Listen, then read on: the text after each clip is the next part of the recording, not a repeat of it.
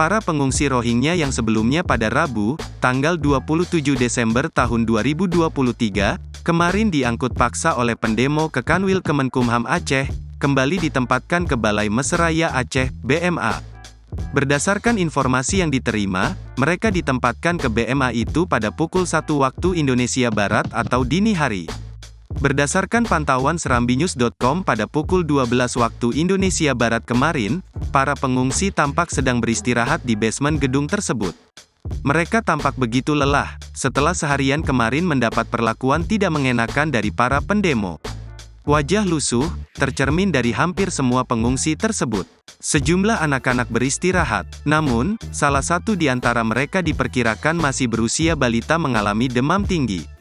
Ia hanya tertidur didampingi orang tuanya di basement tersebut. Muhammad Rafi, 12 tahun, mengaku sangat ketakutan atas insiden yang mereka terima siang kemarin.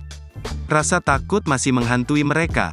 Momok akan kejadian serupa terulang lagi, masih menghantui para pengungsi tersebut. Kemarin mahasiswa mengangkut kami, dan kami sangat ketakutan, katanya, Kamis, tanggal 28 Desember tahun 2023.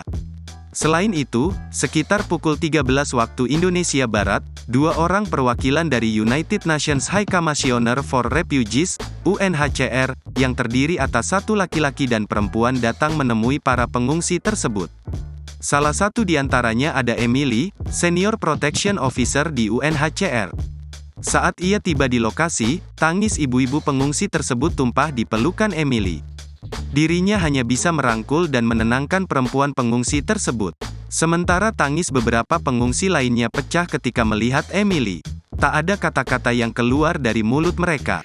Emily menemui para pengungsi tersebut dengan tujuan menanyakan tentang kejadian yang mereka alami kemarin. Namun, ketika hendak dimintai keterangan oleh awak media di lokasi, dirinya menolak. "Saya tidak bisa memberikan keterangan.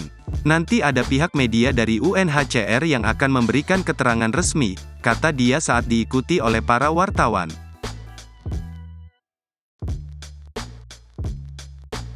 Download Tribun X sekarang, menghadirkan lokal menjadi Indonesia.